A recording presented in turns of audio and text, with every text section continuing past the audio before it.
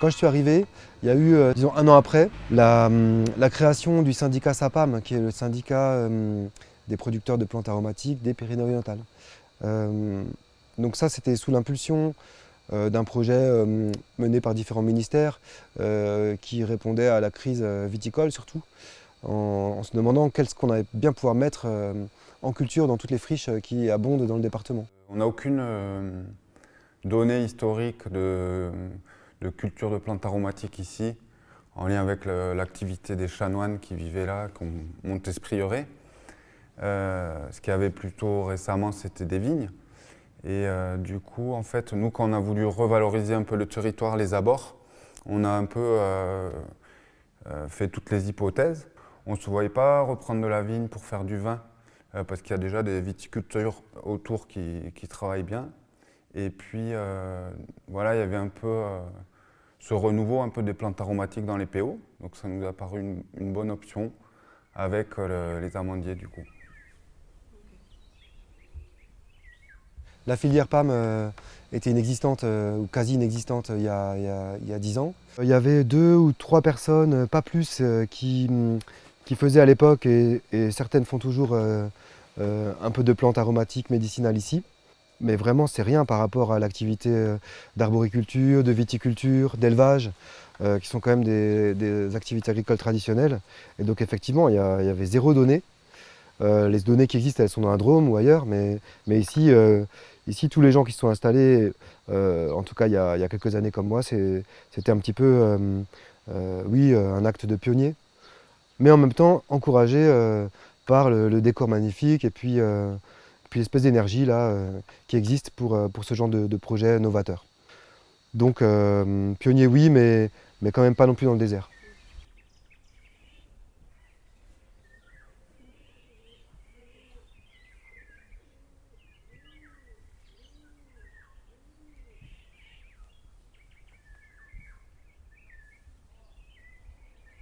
Moi, j'ai fait appel à plusieurs organismes pour avoir des aides, parce que ne partant de rien avec zéro économie, c'est quand même compliqué.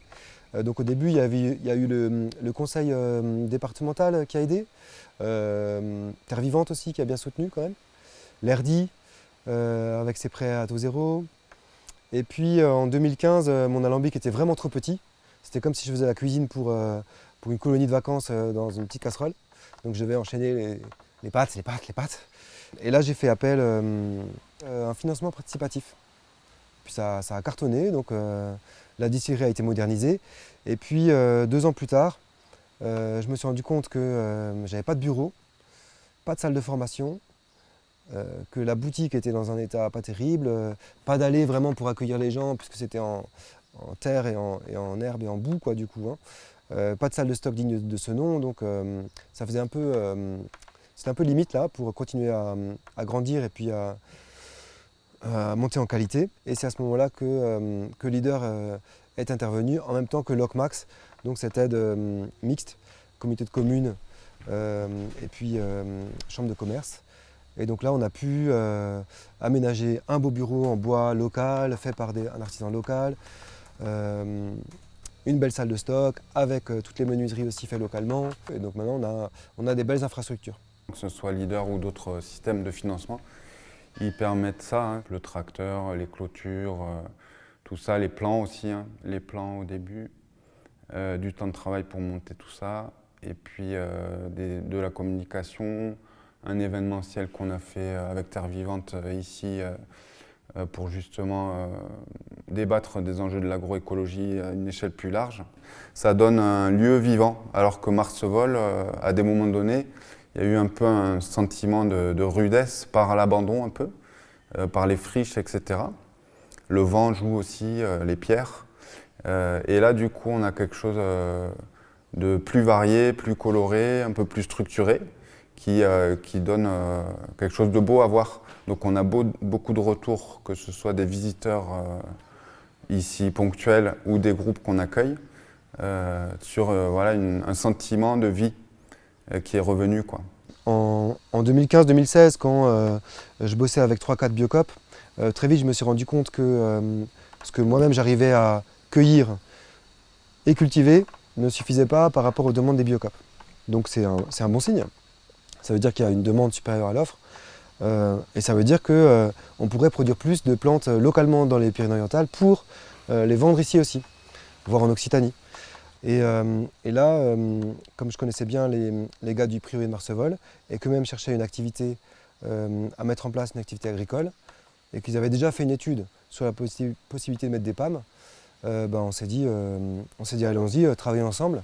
Et puis il y a 2 ans, on a commencé aussi à travailler avec des amis maraîchers qui donc ont mis en place camomille, estragon, menthe poivrée. Et tout ce petit monde s'est regroupé dans une association qu'on a nommée Semper Viva, qui est le nom catalan de l'Immortel. On a créé l'association en 2019. Voilà, et voilà, on a eu pas mal d'échanges informels entre-temps. On est aussi sur un concept de commerce équitable Nord-Nord. Donc on a pas mal travaillé sur l'établissement des tarifs, des contrats pour être équitable entre le transformateur et voilà, la personne qui distribue, et puis les producteurs. Donc on avance petit à petit. L'idée, ça a été dans un premier temps d'arriver à signer des contrats entre nous, des contrats d'approvisionnement, tout en réfléchissant à la notion d'équitabilité dans le calcul des prix, à combien est-ce que la distillerie achète au producteur et à combien la distillerie vend ensuite sur le marché.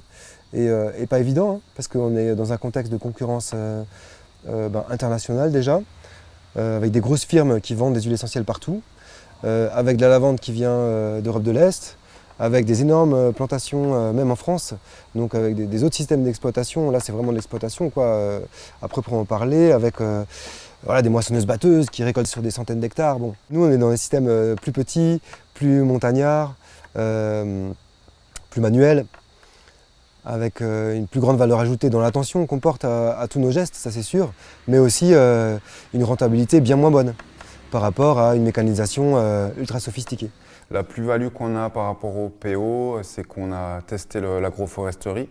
Donc on a des groupes pas mal qui viennent pour voir ça, puisque l'association arbres et plantes aromatiques n'est pas si courante. En fait, les plantes aromatiques et les amandiers et le potager, c'était une manière d'entrer aussi en action concrète pour nous, pour amener du débat, de l'échange d'idées et pour pousser politiquement cette idée d'une agriculture plus respectueuse de l'environnement.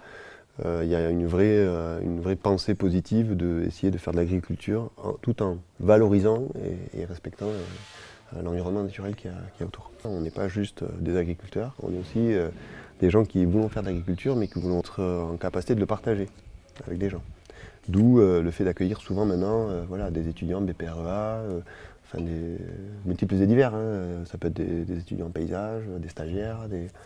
C'est d'être vraiment dans cette logique de transmission, mais aussi de remettre aussi en débat ce qu'on fait. Et ça donne aussi un regard sur l'activité productive différente que si on n'était que dans l'activité productive pure. On n'est pas dans la grande distribution, on fait plutôt de la petite distribution dans des magasins qui ont une éthique. Voilà, donc c'est cohérent avec notre projet.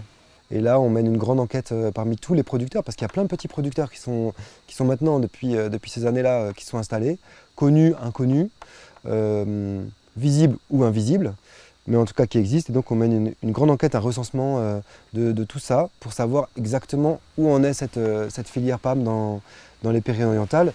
Et déjà, on sait qu'il y a plus de 40 producteurs. Mais maintenant, l'idée, c'est de se dire, est-ce qu'on ferait quelque chose en commun? Est-ce qu'on a des besoins communs? Est-ce qu'on a quelque chose qui nous rassemble? Au-delà de chacun avoir son petit métier à droite à gauche, et son champ et son tracteur, est-ce qu'il y a du matériel cher ou des actions, ou de la certification, ou des stocks, enfin bref, des choses à mutualiser.